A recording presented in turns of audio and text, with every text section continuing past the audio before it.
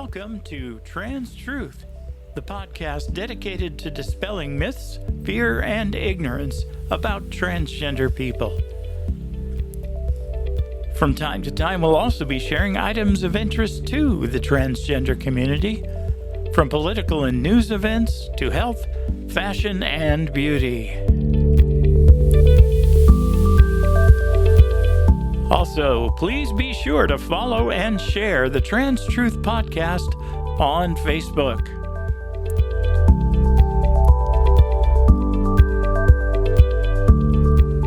And now, here is some news and commentary that should be of interest to our listeners.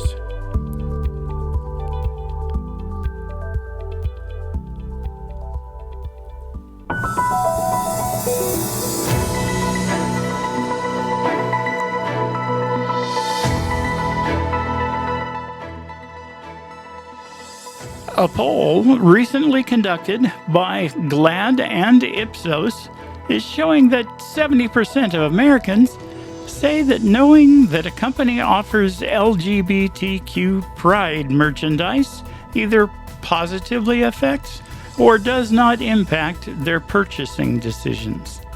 71% believe that companies should be free to support Pride Month if they choose. This should be a wake-up call to cowardly companies like Target and Bud Light, who promptly caved to criticism from a vocal right-wing nut minority. Not that those two companies are alone. You'll find a link to an article on PR Daily and Gravity in the episode notes, where they note that 39% of Fortune 500 and Global 1000 executives say that they plan to decrease Pride participation this year. None plan to increase it. As we've been saying all along, the latest wave of anti-trans rhetoric does not spring from public opinion, which is not to say that it has not affected public opinion.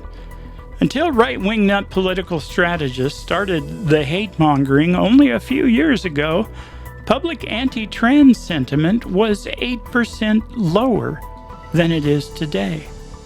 In a recent article, the BBC reports that experts from Humberside Breast Screening Service are saying that many transgender and non-binary people failed to keep their appointment due to anxiety. Citing a 2018 survey of over 100,000 people in both communities, showed that 27% were worried or embarrassed about attending appointments or accessing health care. Here in the U.S., the United States Preventive Services Task Force, or USPSTF, recommends biennial screenings for women 40 to 74.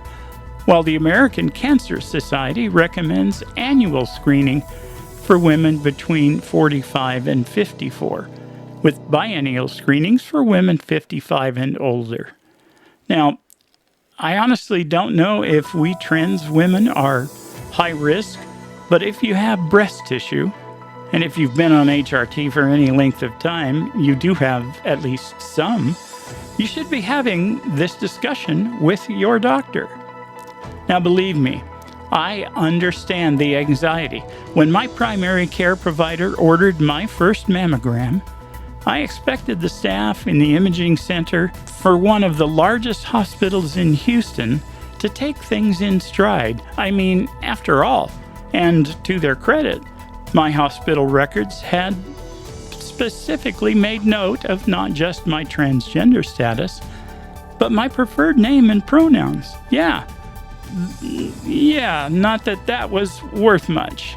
When I showed up for my appointment, I was shown to a private office, and it was explained to me that because I was a male, they could not do a screening mammogram, but would have to submit to a diagnostic mammogram, which was only called for when a male had positive risk factors that required such a procedure. To their credit, the staff was understanding and apologetic, But Aunt Kelly does not brook foolishness or ignorance with much grace. Oh, hell no! Still, as politely as I could, I let it be known that this kind of protocol gaffe was unacceptable, and that I wished to speak to someone who could address my concerns. The very next day, my appointment was on a Sunday, I received a phone call from someone on the hospital's patient advocacy team. The caller pretty much fell all over herself to apologize, and then to promise that things would be taken care of. I subsequently received a call from the imaging center to reschedule my appointment for later that week. When I arrived for that appointment, I was treated with the utmost courtesy and respect, and received the extraordinary patient care and customer service I'd come to expect from the hospital.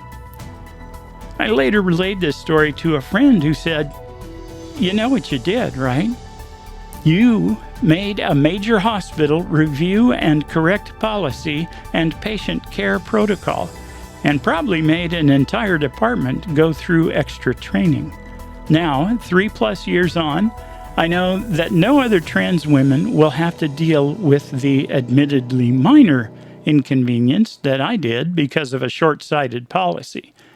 No, don't thank me, ladies. Just go get that mammogram if you're of a certain age. Getting that report of no notable findings is more of a relief than I ever anticipated. You'll see. And if the staff does not treat you with the caring you deserve, do something about it. You'll make the world a slightly better place for all those who come after you." The Conversation recently posted an article entitled, "Christianity has long revered saints who would be called transgender today." The article opens up noting the anti-trans laws now on the books in several states, and they specifically call out the anti-trans executive orders with which it appears Donald Trump wants to use as White House wallpaper. In particular, they note the February 6th order entitled "Eliminating Anti-Christian Bias." We'll have a link to the order, but trust me, this is one of his more unhinged screeds, and will only make a sane person crazy. You've been warned. The article is a fascinating, if slightly lengthy read, so I'll spare us most of the detail, but I will drop one paragraph here to challenge our own Reverend Dr. Jeri Anny Young. Quote, "Of the 34 original saints, at least 3 gained widespread popularity in medieval Europe: Saint Eugenia, Saint Euphrosyne, and Saint Marinos. All 3 were born as women, but cut their hair and put on men's clothes to live as men and join monasteries." End quote. Now, I know that most denominations don't revere or even recognize saints the way Catholics do, but Jeri Ann, I am a recovering Catholic, and I've never even heard of Saint Eugenia, Saint Euphrosyne, or Saint Marinos. Have you? Well, no, I haven't, but hey, listen, my degree is in Bible and theology, study of God, not religions. There are degrees in religions of the world religions, comparative religious studies, things like that. But I did not study different religions other than pagan religions as they affected the ancient people in the Old Testament and such as that. So, yeah, right, I can't tell you anything about Catholicism. You know way more than I do. Well, that's not saying much, believe me, it's a low bar. Okay, moving on. The Associated Press reports something that I totally did not see coming. The Supreme Court on Tuesday rejected the appeal of a Massachusetts student who was barred from wearing a shirt proclaiming that, quote, "there are only 2 genders," unquote, pointedly leaving in place a federal appeals court ruling that said it would not second-guess the decision of educators in Middleborough, Massachusetts, to not allow the shirt to be worn in a school environment because of a negative impact on transgender and non-gender conforming students. Wait, what? Are we talking about the U.S. Supreme Court? I guess we are, but I should note that asshole Justices Alito and Thomas dissented. Still, the Supreme Court of the United States actually giving a shit about negative impact on trans people? What is this world coming to? ABC has a story detailing the effects of the recent Supreme Court decision that allows the Trump administration to proceed with kicking almost 17,000 trans service members out of that service. Here are 2 paragraphs that jumped out at me. Quote, a new memo issued by the Office of the Pentagon's Undersecretary for Personnel and Readiness on Thursday laid out some guidance related to those who don't self-identify, end quote. And we should note that the service members in question have been given the option to self-identify and voluntarily separate themselves from the service. Or if they don't, quote, according to the memo, after June 6, military commanders will be told to identify people in their units who have a diagnosis or history of gender dysphoria or exhibit symptoms consistent with gender dysphoria, end quote. I'm going to come back to that second one in a moment, but let us remember that a federal judge has already found that the administration has offered absolutely no evidence to support its assertion that trans people are unfit to serve, and that its motivation appears to be nothing but pure animus against trans people. So let's make some edits to that second passage. Stop me if you've heard this one.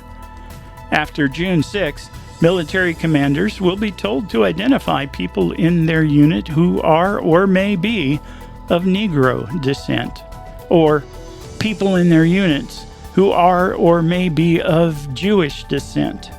Now, most of us would be shocked to hear those things today, but there are people alive today who heard things just like that uttered by public officials. Now, tell me again how trans people are the same kind of threat that Jews or African Americans were. Yeah, sarcasm intended. One last story, and if you thought the Stonewall riots were the seminal moment in LGBTQ history, this might sting a bit. San Francisco ABC affiliate KGO is reporting that the San Francisco transgender community is gearing up to reclaim the site where the first LGBTQ riots actually took place, 3 years before Stonewall. The riot in question was in response to police harassment of trans customers of Compton's cafeteria. Compton's is long gone, and the only evidence of that event is at Turk and Taylor Streets, a small stone monument. But that's not the news. The building that once housed Compton's still stands. It is owned by the GEO Group, a for-profit company that operates prisons around the country, and which operates a halfway house on the former Compton's site. The GEO Group's permit to operate the halfway house will expire at the end of June, and activists plan to ask the Board of Appeals to not renew the contract, with the hope of forcing GEO Group to eventually sell the building. I'm still looking for fundraising sites for this effort. If we find anything, we'll let you know.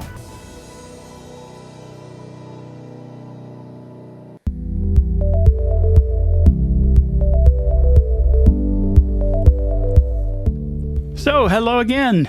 I am your host, Kelly Nelson, joined as always by... I'm Jeri Ann. And before we go on, we have a couple of important announcements to make. First, during Pride Month here in Houston, there is a special transgender Pride event celebration. It's happening June 27th, 2025, at the Social Beer Garden in Houston. It runs from 7 p.m. until midnight. Now, we did a podcast from that event a couple of years ago, and we're back this year. And I'm told that we're up for some award. Anyway, if you can, come by and have words with us. We'll make you famous. Sort of. And the second announcement is the Unite for America Veterans Protest Rally at Houston City Hall is this Friday, June 6th, from 5 to 8 p.m. And I am proud to say that I will be a speaker at that event, being a veteran and a trans person, and given to protest a thing or two. So, Jeri Ann, in our last episode, we covered a couple of stories about what the Republicans in Austin are doing to public education in our state. First, there was the Furries Act story. I still can't quite believe that I'm reporting this as true. To refresh our memories, on March 13th, State Representative Stan Gertis, a Republican from Smithville, saying that he had heard stories, announced that he had filed the Forbidden Unlawful Representation of Role-Playing in Education Act, or the Furries Act. Here's a clip provided by Texas Representative James Tallarico during an Education Committee hearing on that bill. Can you name a school where it has been confirmed that students are using litter boxes? Well, what we do with this bill is we prevent that from happening, but what we don't take out. Can you name a school where it has been confirmed that students are using litter boxes? This was at the top of your press release. This was mentioned when you introduced this bill, created quite a stir. So I'm asking, can you name a school where it's been confirmed that there are litter boxes being provided to students? For this purpose, no, I cannot. Your tweet about this bill was flagged by the app itself under their community notes, and their fact check said sensationalist claims about furries literally behaving as animals and receiving accommodations such as litter boxes have been repeatedly debunked as hoaxes. Is that correct? It was flagged on, community notes? Okay. I find it concerning that these types of debunked conspiracy theories are being used by politicians at the highest levels of our government, including in this legislature, who know that they're incorrect. Are you aware that Governor Abbott said, quote, kids go to school dressed up as cats with litter boxes in their classrooms? Sure. Are you also aware that when the governor was asked by the Dallas Morning News to name a single school where this happened, he couldn't? And PolitiFact called this a pants on fire false claim started by online rumors? Okay. Do you think it's a good use of our time to write laws based on debunked internet conspiracy theories? Well, this isn't. This piece of legislation before us covers that, among other things that are true. My concern is that instead of holding a hearing about student mental health, instead of holding a hearing about school closures across Texas, we are spending precious legislative time toward the end of this legislative session on a bill called the Furries Act. And honestly, Representative Gertis, this whole thing is just weird and honestly a little creepy. And I think that's the point, because this is all, in my opinion, a manufactured, debunked smear campaign against our Texas public schools. Governor Abbott has used this litter box rumor to paint our schools in the worst possible light. He even used the litter box conspiracy theory to push his private school voucher bill. These culture war attacks are nothing more than an effort to discredit our public schools to justify defunding those public schools. Texas librarians are not grooming kids, Texas teachers are not indoctrinating kids, and Texas schools are not providing litter boxes. And I think the most disappointing part about all this is I think you know that. Jeri Ann, did you notice the laughter in the background during that hearing? Sure. My guess is that clip was edited to filter out some of the laughter. I actually have watched that entire hearing, and it's there are people trying to compose themselves in the background. Okay, well, first of all, the Furries Act has been left pending in committee, and if you know anything about how the Texas legislature works, having that status less than a week before the end of the session means that it will die where it sits. That's the good news. The bad news is that it will die a quiet death. And that's a shame, because that kind of deliberate falsehood, being a part of the process of lawmaking, deserves public derision, long and hard. More to the point, it is yet another blatant attempt by Texas Republicans to disparage and discredit public education. I'm guessing you have some feelings on that, Jeri Ann? Oh my gosh. I can't believe you're going to turn this over to me. Just a minute. Let me drag up my soapbox here. Buckle up, folks. Okay. As a career educator of 34 years, I became aware, and it was obvious to me, that there was a move to undermine public education in the state of Texas for many, many decades, even before I started my career in 1979, which was coincidentally the year that the state of Texas initiated standardized testing, with the TABS test, Texas Assessment of Basic Skills. It was the opinion of the legislature that schools were not doing a proper job.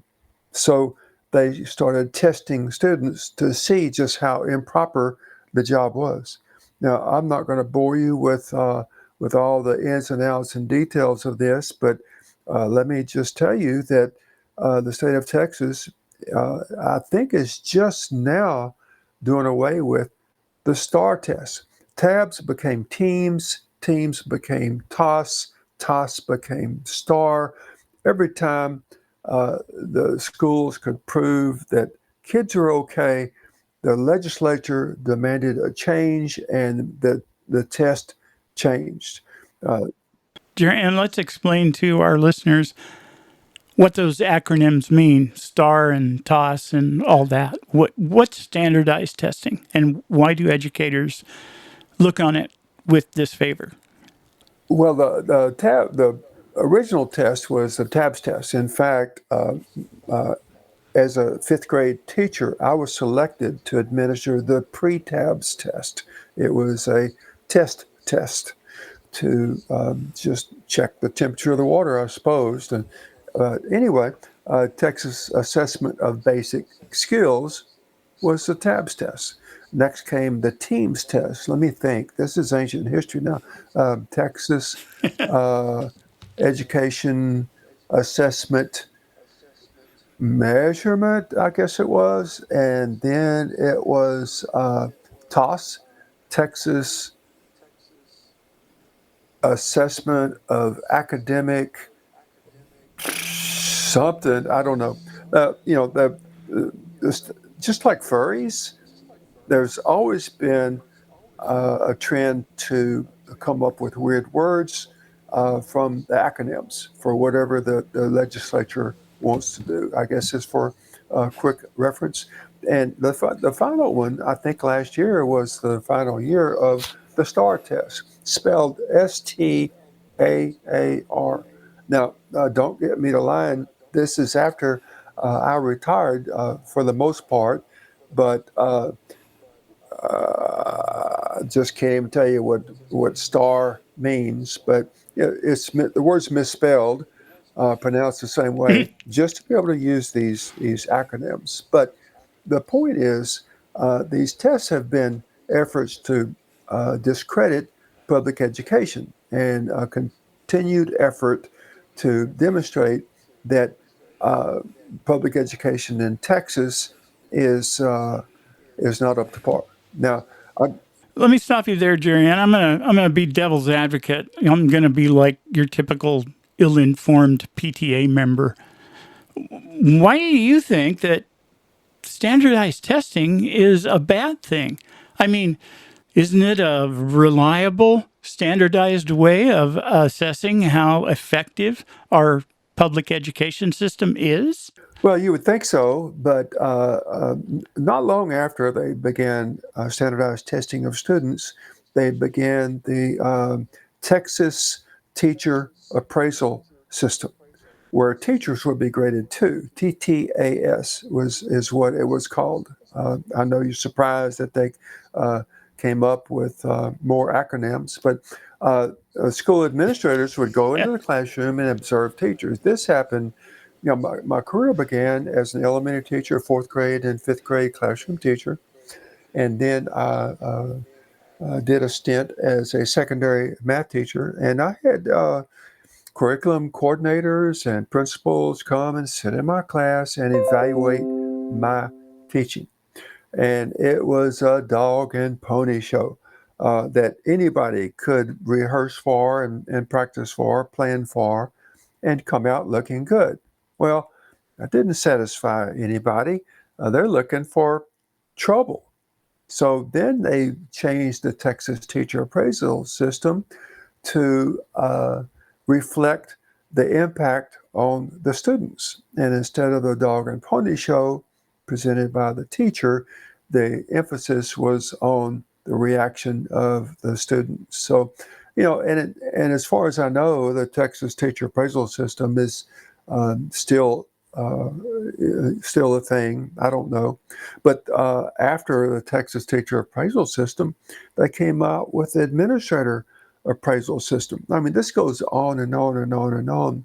Now, who's they? Well, in these in particular, scenarios? the state legislature and the governor of Texas, who calls many of the shots for the Of Texas course. Education Agency, TEA.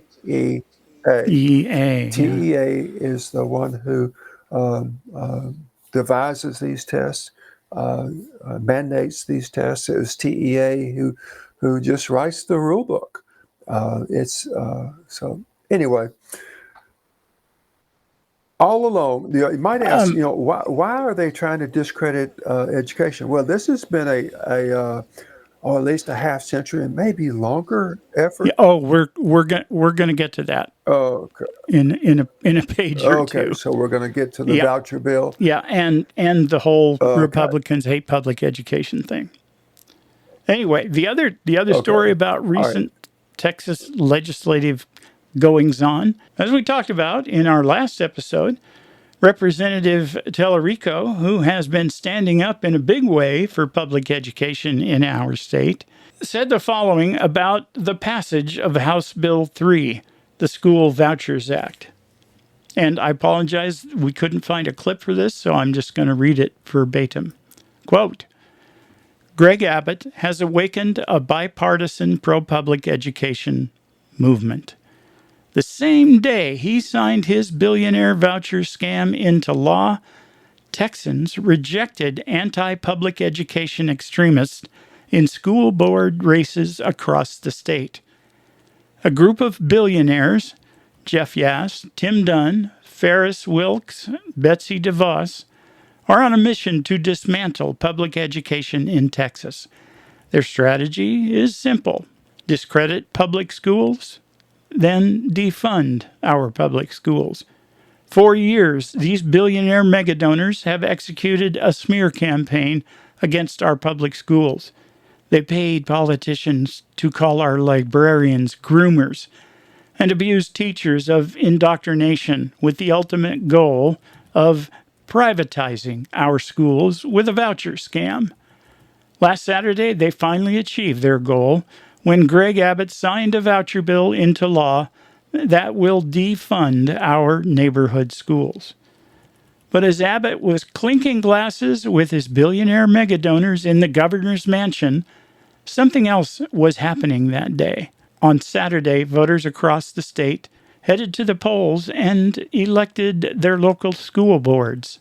Anti-public education groups like Moms for Liberty and Patriot Mobile, backed by the same billionaires, spent big money to try and buy those seats.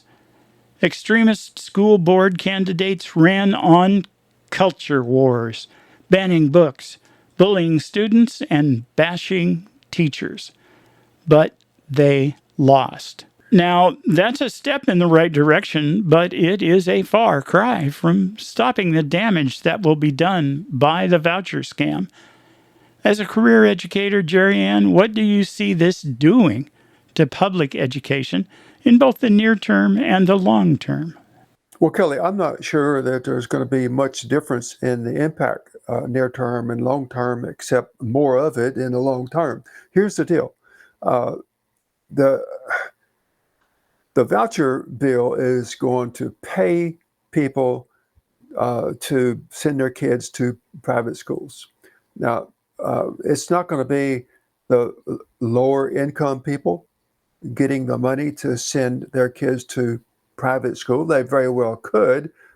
For instance, if a private school was across the street and transportation was not an issue and childcare was not an issue, and all the planets lined up to make it easy, people could get $10,000 a year to pay the tuition for that private school.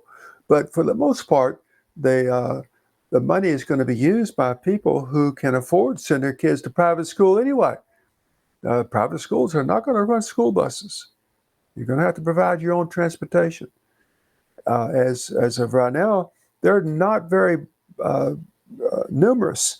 They're few and far between, which requires travel, transportation. So anyway, it's going to pull at least middle class, upper middle, upper class, socioeconomic kids out of the public school. Unfortunately, there is a lot of evidence that ties student achievement, maybe even intelligence, aptitude, those kind of things to socioeconomic groups. So what's going to happen? It's going to dilute the gene pool.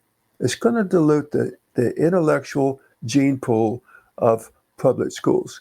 Now, let me just hold on a minute. Let me go back to the beginning of my career. I'm going to give you an example to illustrate this. When I started teaching fifth grade, it was a heterogeneous classroom, which meant that I had kids from every ability. I had kids who read on second grade level and kids that read on 11th grade level in this fifth grade classroom. The same was true in math aptitude and across the board.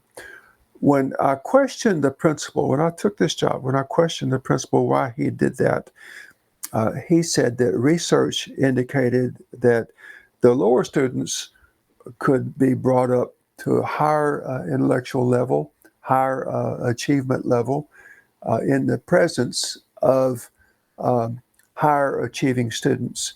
And the lower achieving students did not pull down the higher achieving students. In addition, if you group the higher achieving students together, they're not going to achieve any higher than they would if they were grouped with lower students. So the overall strength comes from a mixture of students. And a school in general is a mixture of students for all different levels. Now, long term, what this is going to do is just lower the standards of education, in particular, the developing of critical thinking skills.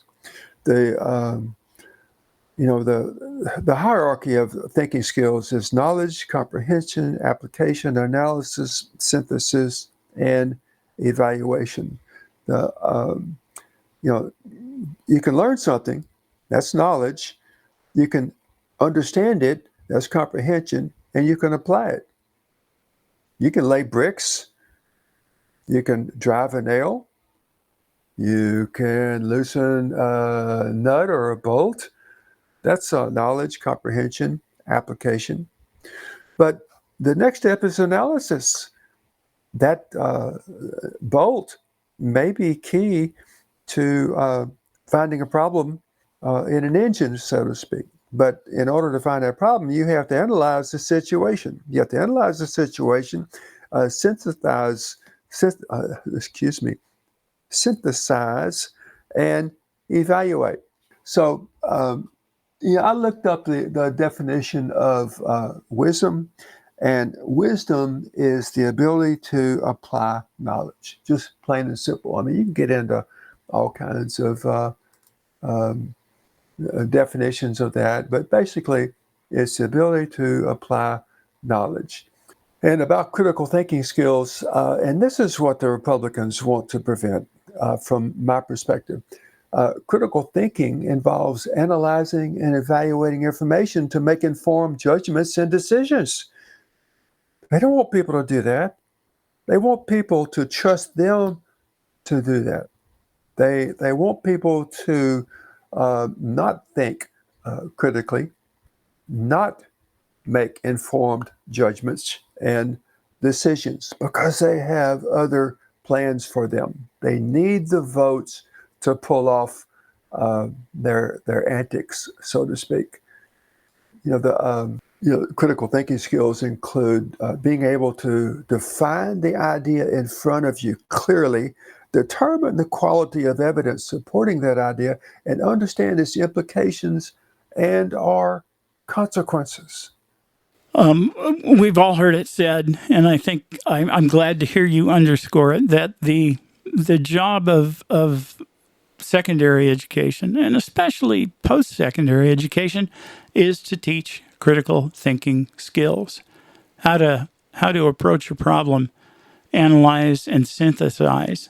And that's antithetical to the Republicans' desires for their electorate. All right, let me clarify something. As you were talking, it occurred to me that there may be some misunderstanding.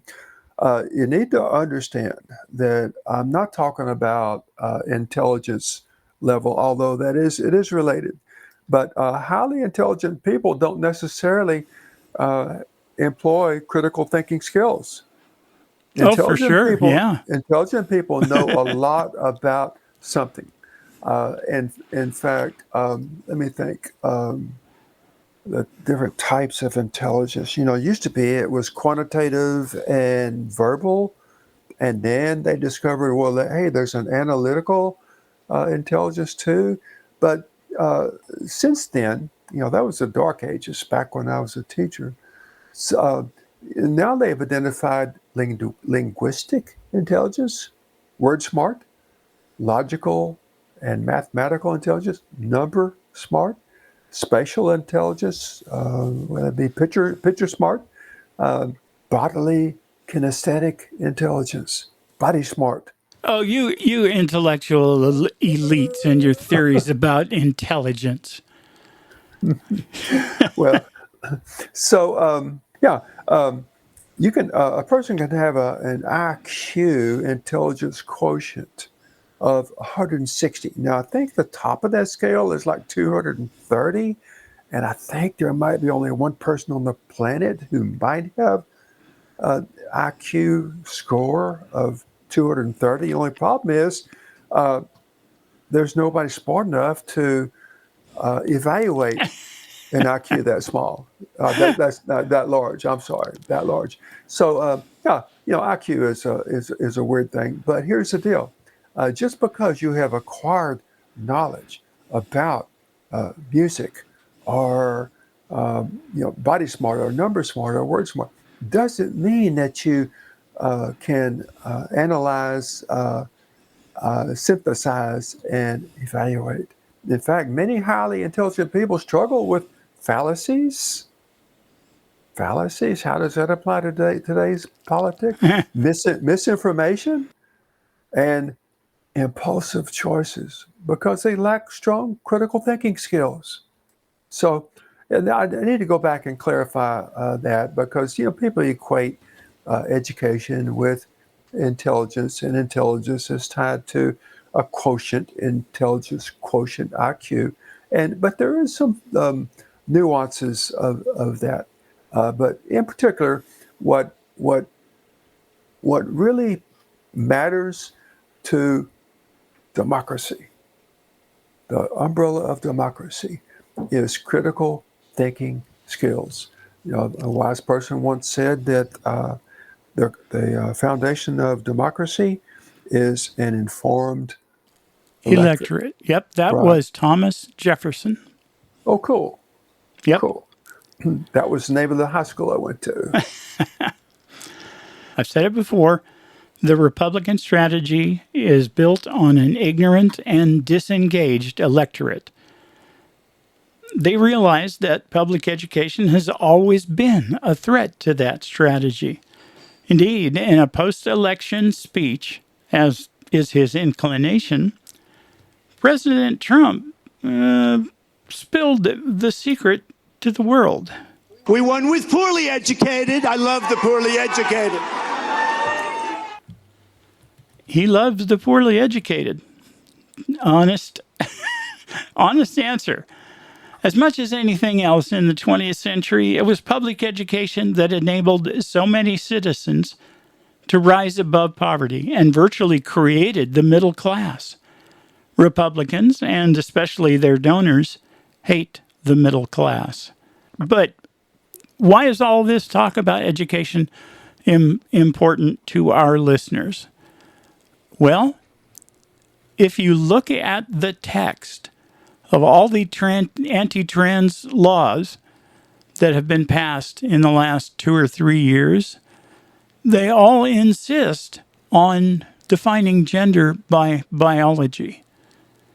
Now, the experts in the field of gender identity, like, the American Psychological Association, the American Psychiatric Association, the American Medical Association, and the American Academy of Pediatrics, will tell you that this is not the case. Gender and biology are two different things. But the laws, the conversation the Republicans are forcing upon the public is that they are one and the same. And we'll harken back to that article about, or that survey that showed that public attitudes negative attitudes about transgender people have increased by 8% in just 2 years. So keeping the voters stupid is an effective strategy. Okay, one last thing, Jeri Ann. The other day I saw a bumper sticker that read, "Pray for Trump, Psalm 109, verse 8. Can you fill us in on what that passage says? Oh my gosh. Oh my gosh. Why would we pray for Trump? Well, some people may pray this. Psalm 109:8 says, "May his days be few, may another seize his position." That's it? May his days be few, may another seize his position. Now, if you would like to, you could apply the entire psalm to Trump, except it wouldn't be a bumper sticker, it would be a car sticker. It would go around the car several times because it goes on to say, "May his children be orphans and his wife a widow. May his children wander about and beg. May they be driven out of the ruins they inhabit. May the creditor seize all that he has. May strangers plunder the fruits of his toil. May there be no one to do him a kindness, nor anyone to pity his orphan children. May his posterity be cut off. May his name be blotted out in the second generation." I mean, it just goes on and on and on. Now, I wonder how many libraries have banned this book. Yeah, This is the same book that Trump held upside down in front of that church in Washington, D.C. I tell you what, that passage is almost enough to make a believer out of me. That's just This passage is actually, I bet you anything, in the Bible that Trump sells. okay. We'll see if we can find a source for that bumper sticker. Yeah, you're going to make that available on our website also. Oh, absolutely, absolutely. We need to offer some swag, don't we? Yeah, I think that'd be a good idea. Okay, Jeri Ann, you got anything to wrap up with? No, just to remind the people of the Pride event coming up next month. What was the date again? Friday, June 27th at the Social Beer Garden in Houston. 7 to midnight. 7 to midnight. 7 to midnight. Yep. Okay. Yeah, and we'll be there. So if you're in the Houston area or traveling to Houston, come see us. We'd like to meet you. We'll let you talk on the electric radio and make you famous. Okay. All right. Thanks for listening, folks. And we will be with you again soon. Bye.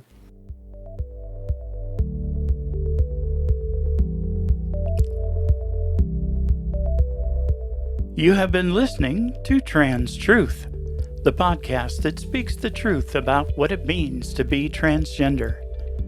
We hope that you have found this episode to be informative and enlightening, whether you are transgender yourself, if you have a friend or loved one who is transgender, and especially if you are simply looking to understand more about the transgender experience.